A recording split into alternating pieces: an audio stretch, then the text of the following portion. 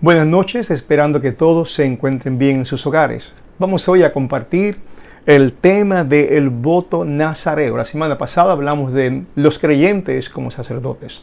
Hoy hablaremos de ese voto de nazareo y cómo eso puede reflejar nuestra relación y nuestra vida espiritual hacia Dios. Oremos. Padre Celestial, ante ti estamos para pedirte que nos dé sabiduría y entendimiento al compartir las Escrituras. Que tu Espíritu Santo nos hable, nos edifique. Te lo pedimos, Padre, en el nombre de Jesús. Amén.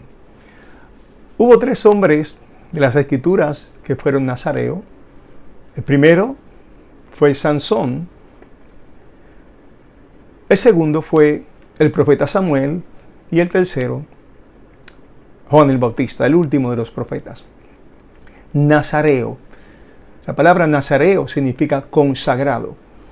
A veces la gente se equivoca cuando uno habla de Jesús de Nazaret.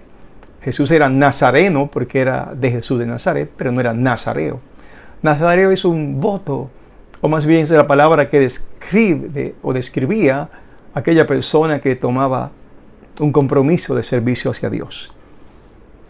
En Números capítulo 6, versículo 1 en adelante, podremos leer sobre el voto nazareo. La Biblia dice: habló Jehová a Moisés diciendo: habla a los hijos de Israel y diles: el hombre o la mujer que se apartare haciendo voto de nazareo para dedicarse a Jehová. Y antes de seguir leyendo, nos damos cuenta que cualquier persona, no importaba su sexo, podía acercarse a Dios. Dios no tiene favoritos. Dios siempre da la oportunidad tanto al hombre como a la mujer para acercarse a Él en servicio. Es bueno observar que no tenías que ser levita para hacer ese voto nazareo. Cualquier persona que deseara consagrarse a Dios, cualquier persona que tuviera ese deseo en su corazón, era voluntario, de dedicarse a Dios, hacía un voto nazareo. El voto nazareo era por un periodo de tiempo, de 30 días a 60 días, pero hubo otras personas que tomaron el voto o el compromiso para toda la vida, como el caso de los 3 hombres que mencioné. El caso de Sansón, el caso de Samuel y el caso de Juan el Bautista. Esas 3 personas tomaron ese voto o ese compromiso de consagración para toda la vida. Así es que separarse para Dios es lo que significa ese término. Dedicarse a Dios, consagrarse a Dios, darle su vida a Dios, es lo que significa ser nazareo. Cuando nosotros nos convertimos, lo que hacemos es que le damos nuestra vida a Jesucristo. Queremos servirle a Dios, queremos dedicarnos a Dios y queremos agradarle a Dios en todas las cosas. Es interesante que este voto no era obligatorio, que este voto no fue un mandamiento para que lo cumpliera la nación de Israel. Era un voto que salía del corazón de la persona. Quiero consagrarme a Dios. Deseo acercarme más a Dios. Quiero tener un tiempo en mi vida que sea de utilidad para el reino de Dios, o de utilidad para honrar a Dios. Así es que la persona se acercaba a Dios y hacía un voto. Y noten bien que dice que el hombre o la mujer que se apartare haciendo voto de nazareo, esa palabra voto significa simplemente compromiso o promesa o contrato. En el Antiguo Testamento no había un contrato escrito para usted firmarlo y decir que había hecho un voto. En aquel entonces la palabra de una persona tenía un valor de compromiso. La persona que se comprometía o decía algo, esa persona que hacía un pacto, era su pacto de tanta seriedad y de tanta dignidad que aquella persona o la otra persona que lo oía confiaba en ese pacto. De hecho, la Biblia en Proverbios capítulo 6 y versículo 1 dice: hijo mío, si salieres fiador por tu amigo, si has empeñado tu palabra a un extraño, te has enlazado con las palabras de tu boca y has quedado preso en los dichos de tus labios. Hacer un voto era quedar preso con lo que tú decías. Hacer un voto era simplemente amarrarte, atarte con las palabras de tu boca. Así pues, que cuando alguien hacía un voto de nazareo, se estaba amarrando en ese compromiso a Dios. Cuando alguien hacía un voto de consagración, estaba implicando que iba a dar su vida en obligación para aquello a lo cual se había comprometido. Y como dijimos, voluntario. Cuando el rey David soltaba a su hijo Salomón, le dijo: y tú, Salomón, hijo mío, reconoce al Dios de tu padre y sírvele con corazón perfecto y con ánimo voluntario, porque Jehová escudriña los corazones de todos y entiende todo intento de los pensamientos. Dios sabe lo que pensamos, Dios sabe lo que haremos. Dios conoce cuando le servimos de corazón. Por eso la Biblia dice: sírvele con ánimo voluntario. Dios conoce cuando nuestro corazón y nuestros pensamientos están divididos. Por eso la Biblia dice: sírvele con corazón perfecto. Dios conoce nuestra honestidad, también conoce la hipocresía de muchos.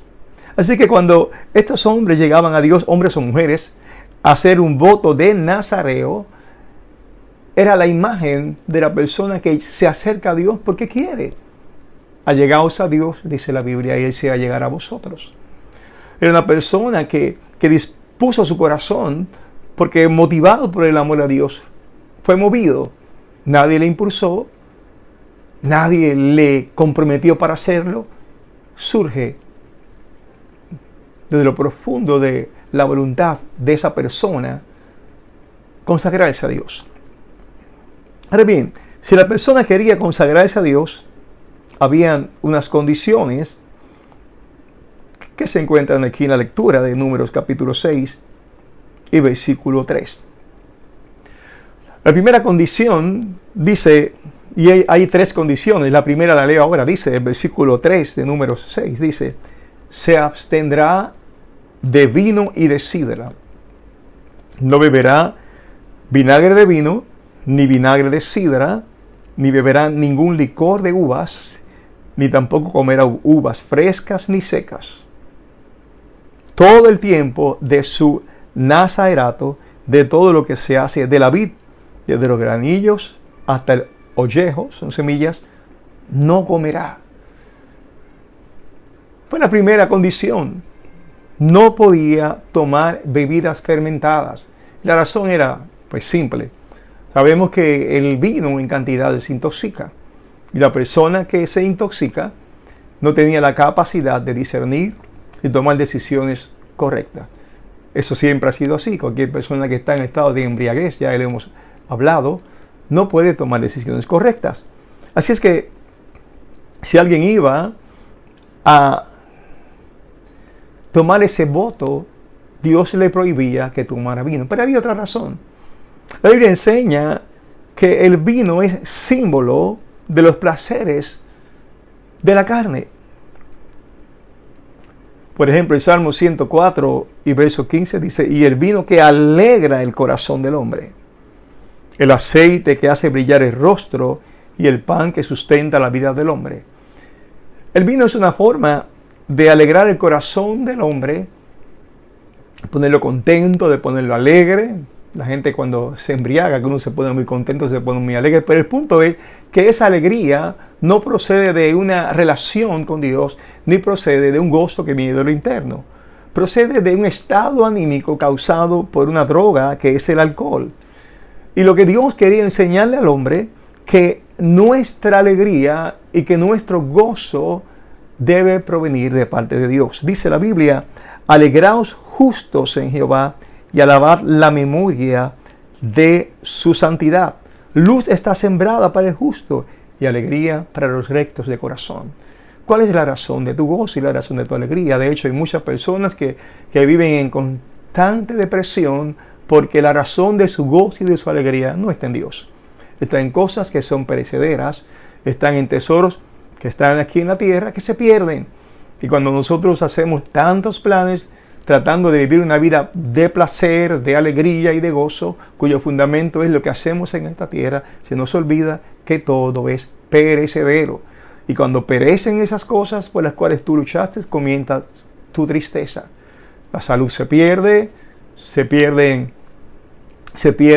la fortaleza física, envejecemos, hay proyectos que fracasan, a veces el trabajo se acaba y ya no es igual cuando estamos retirados y cuando estamos trabajando.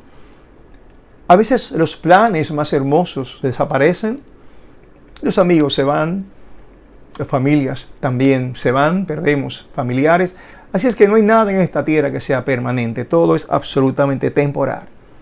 Así es que el que hacía un voto de nazareo iba a comenzar a aprender que su alegría no iba a depender de nada que el hombre pueda tomar o pueda hacer, sino que todo su gozo y todo su regocijo iba a ser en Dios. Pero además había algo interesante, y es que el nazareo debía aprender, como el cristiano debe aprender, que los placeres de lo humano no es importante ni tan importante para la vida. De hecho, se oponen a la vida espiritual. En Gálatas capítulo 5, verso 16, la Biblia dice: digo pues, andad en el espíritu y no satisfagáis los deseos de la carne. Los deseos de la carne no es otra cosa que la descripción de lo que la naturaleza humana, los sentimientos del hombre, los placeres del hombre quisieran alcanzar.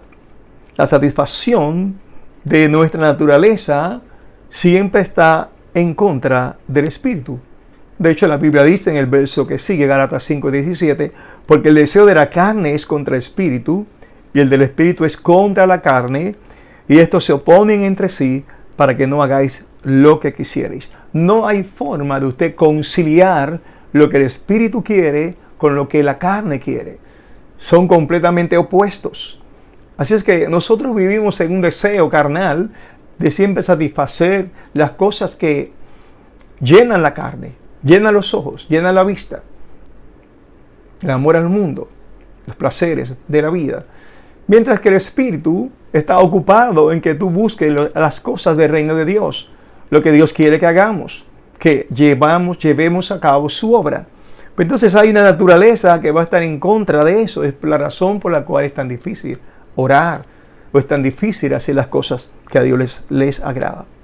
Así es que ese voto de nazareo solo quería acordarle al hombre que nuestra vida debe estar cimentada en las cosas de Dios. Buscad primeramente el reino de Dios y su justicia, dice Jesús, y todas las cosas vendrán por añadidura. La segunda cosa que se le pedía a la persona que tomaba el voto de nazareo era algo que tiene que ver con el pelo. Dice el número 6:5, dice: todo el tiempo del voto de su nazareato no pasará navaja sobre su cabeza hasta que sean cumplidos los días de su apartamiento a Jehová. Será santo, dejará crecer su cabello. Ahora, es importante que entiendan que, como dijimos al principio, el voto de nazareo podía ser por un periodo de tiempo. 30 días, 60 días, 2 meses, 1 año o toda la vida. Pero una de las cosas era que no solo iba a huir del vino, sino que también su cabello iba a crecer. En el caso de Sansón, muchísimo, porque era nazareo para toda la vida. Igual era Samuel, igual era Juan el Bautista. No solo era el cabello, sino la barba. Ambos tenían su barba y tenían su cabello largo, porque Dios había dicho que no iban a pasar navajas sobre su cabeza. Ahora, ¿por qué ese cabello largo? ¿Qué tiene que ver el cabello largo con ese pacto? Simplemente que eso significaba y mostraba una dedicación completa a Dios. Que nada faltara, ni siquiera un cabello para el servicio de Dios. Pero además de eso, cuando la persona tenía su cabello largo, entendía y sabía que tenía un compromiso con Dios. Era como un recordatorio: tú eres nazareo. Pero además de que era un recordatorio para sí mismo, era un recordatorio para todo aquel que le veía y decía: ahí va un nazareo. Y cuando la persona veía a esa persona con su pelo largo y sabiendo que era un nazareo, era un compromiso moral de la persona hacia el pueblo, pero el pueblo también iba a observar si la persona se comportaba como lo que decía que era. Nosotros como cristianos, cuando asumimos la decisión de servirle a Jesucristo, y la gente lo sabe, es interesante, también nos están mirando para ver si nuestro arrepentimiento es genuino. Por eso hay que tener buen testimonio de los de afuera, dice las Escrituras. La gente mira cómo actuamos cuando hay dificultades, cómo actuamos cuando se cometen injusticias contra nosotros, cuando actuamos, cuando hay momentos donde se puede perder la paciencia, qué tal nos expresamos, cómo actuamos cuando enojados nos expresamos con alguna persona, cómo actuamos cuando hay tragedias, cómo actuamos cuando hay peligros. Todas esas cosas son importantes porque reflejan lo que Jesús es en tu vida y lo que tú eres como cristiano. Así es que el nazareo era un anuncio ambulante donde de lejos lo mirabas con el pelo largo, mirabas su barba y decía, ahí va un nazareo. Vamos a ver qué tal vive, vamos a ver si puede imitarle, vamos a ver cómo es su devoción hacia Dios. Es un reto, era un reto tremendo ser nazareo. Ahora, pensemos en Sansón, por ejemplo. Sansón tenía la conciencia de que su fuerza o de la bendición que le acompañaba venía de su fidelidad al voto nazareo. Él, como nazareo, sabía que no tomaba vino, sabía que no podía pasar sobre su cabeza navaja. Y él entendía que la bendición que Dios le daba de tener fuerza y de vencer a sus enemigos era porque él era fiel a Dios. ¿Y qué ocurrió? Cuando Sansón pierde su cabello, perdió su fuerza. Es decir, cuando perdió su cabello, perdió la bendición de Dios. Ahora, ¿por qué razón? Simplemente porque Sansón rompió un pacto. Él rompió el pacto que hizo. Dios es un Dios de compromisos, un Dios de pactos. Y cuando usted rompe un pacto con Dios, entonces Dios rompe el pacto con usted. Recuerden que Dios no exigía ese pacto de nazareo. Era una cuestión de que la persona decía, Dios, quiero consagrarme a ti. Dios te decía las 3 cosas que debías hacer y tú decidías aceptarla o no aceptarla. Pero era un compromiso con Dios. Y cuando nos comprometemos con Dios tenemos que tener cuidado. Es mejor no comprometernos si no vamos a cumplir. Así es que Sansón rompió su compromiso y entonces Dios le quitó esa bendición de la fortaleza. Cuando no hay consecuencias luego de haber pecado, entonces la gente no teme a Dios. La Biblia dice, Isaías 26:9, con mi alma te he deseado en la noche, y en tanto que me dure el espíritu dentro de mí, madrugaré a buscarte, porque luego que hay juicios tuyos en la tierra, los moradores del mundo aprenden justicia.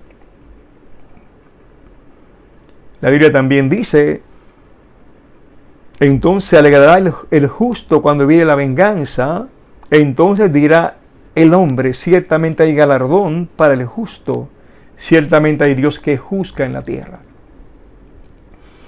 Cuando el pecado se queda sin castigo, entonces los pecadores piensan que no hay un Dios de justicia.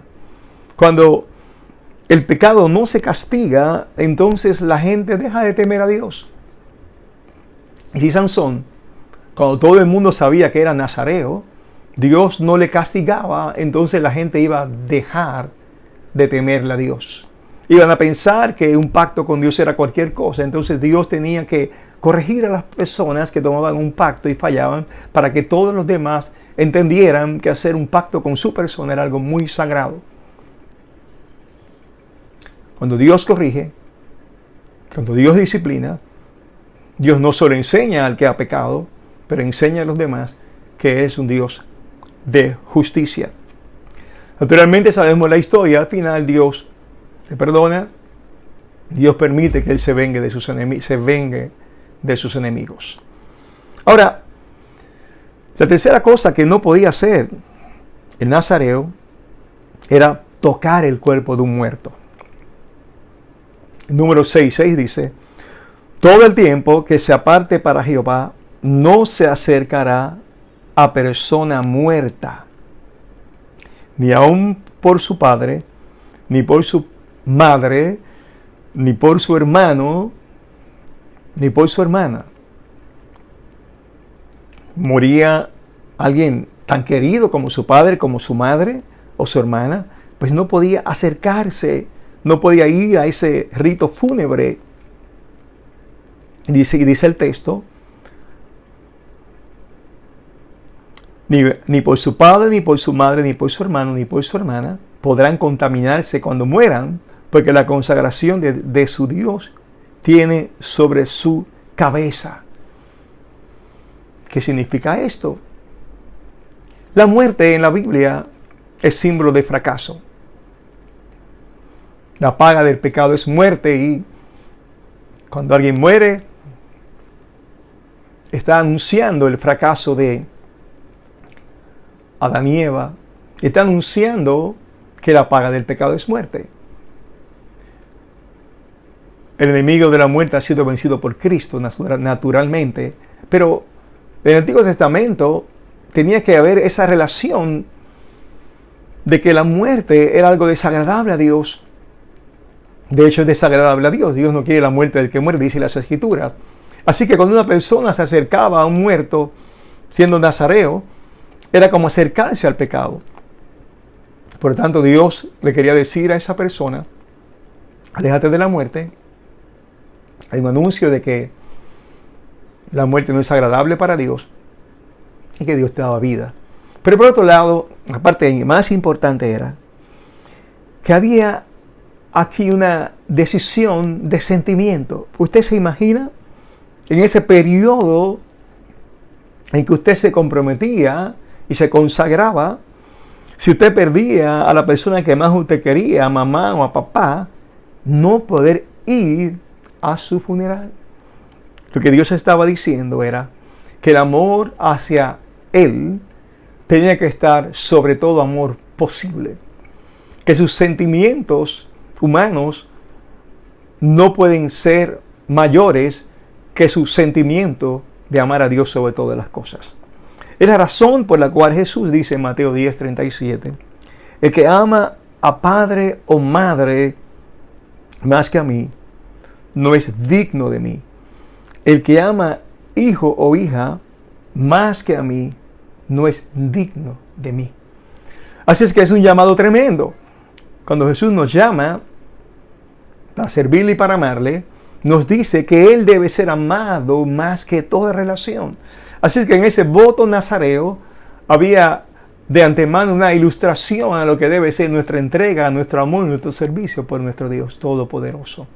Debemos amarle con todo el corazón y no debe haber absolutamente nada que se interponga entre el amor que le tenemos a nuestro Dios Todopoderoso. Todo el tiempo de su nazareato será santo para Jehová, consagrado para Jehová. Notamos tres elementos importantes de la vida del nazareo que se identifican con nuestra vida cristiana. El primer elemento que notamos es que nos mantenemos santos, puros para Dios, sin intoxicar nuestra mente en nuestro servicio. Cuando la Biblia habla acerca de nuestro cuerpo, dice 1 Tesalonicenses 5:23, y el mismo Dios de paso santifique por completo y todo vuestro ser, espíritu, alma y cuerpo sean guardado irreprensible para la venida de nuestro Señor Jesucristo. Dios quiere que tú guardes tu alma, que guardes tu cuerpo y guardes tu espíritu. Además de eso, nos damos cuenta que cuando tenemos esa señal de nazareo sobre nuestras vidas, o sea, el pelo largo, no era otra cosa que decir, somos diferentes, no pertenecemos al mundo, no somos de la corriente de este mundo, tenemos otra forma de pensar, tenemos otros criterios que tomar, hemos adquirido nuevos criterios a través de las Escrituras, y aunque el mundo nos aborrece, y Jesús lo advirtió, nuestro Señor nos ama, a quien amamos y a quien servimos. Pero además, El nazareo era un voto completamente voluntario. Servimos a Dios voluntariamente. Nadie nos dice ni nos empuja hacia que le sirvamos. Por eso cuando hacemos un llamado a salvación a las personas, aclaramos que no vengas porque nadie te está empujando. Ven al Señor tal como tú eres porque has deseado servirle. Sobre Jesús, la Biblia dice, porque tal sumo sacerdote nos convenía santo, inocente, sin mancha, apartado de los pecadores y hecho más sublime que los cielos. Ese término separado de los pecadores se refiere a lo moral. Aunque Jesús fue acusado de comer y sentarse con los publicanos y los pecadores, lo que habla es de separación moral. Una cosa es que yo pueda compartir con una persona que aún no conoce a Dios, pero yo estoy moralmente separado de esas creencias. Yo estoy perfectamente alineado con lo que Dios me ha enseñado y mi llamado es a testificar y a compartir la verdad acerca de Dios. Dios nos llama a un compromiso y a una entrega. Y ese llamado es completamente voluntario. Así que del ejemplo del nazareo podemos aprender que Dios nos llama a la consagración de nuestros sentimientos, que le amemos sobre todas las cosas, de la santidad de nuestras decisiones con nuestro cuerpo, que no nos liguemos a cosas que dañen nuestro cuerpo y que no nos acerquemos a ningún tipo de contaminación que era la tipología de la muerte. Conságrate, dedícate al Señor Dios Todopoderoso. Oramos. Padre, gracias por recordarnos que podemos consagrarnos a ti, de corazón, voluntariamente, de tal manera que te honremos. Bendícenos, Señor, nuestra decisión de amarte sobre todas las cosas y de servirte. Así oro para que cada persona lo haga y pueda disfrutar de tu bendición. En el nombre de Jesús. Amén. Gracias, amados hermanos, por su atención. Que el Señor Jesucristo les siga bendiciendo.